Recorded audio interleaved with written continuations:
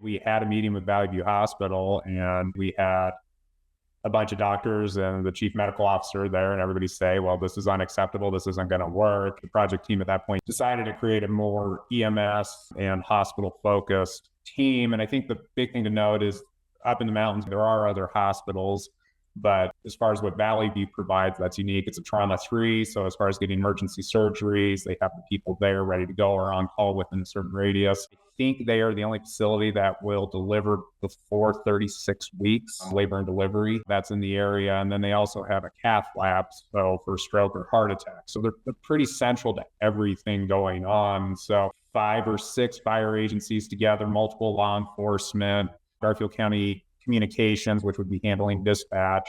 And I think Grand River Hospital District came on board, as did Valley View, and talked about kind of this impact. And where we landed with it was we were going to create a dedicated communications node through Garfield County Communications. They were going to have a specific dispatcher there exclusively for bridge work. We spent a lot of time talking about this, getting everything figured out and running through our head. Okay, well, what's the worst case scenario? We're kind of like wargaming this. What's the worst thing? We're like, okay, a heart attack, peak hours in Newcastle, which is 10 miles to the west. So it's going to have to come through the entire queue.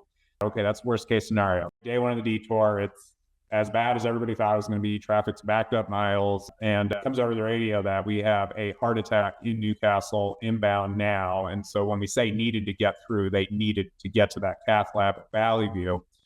And so we're kind of starting to wonder, like, okay, is this plan going to work? And does everything come through?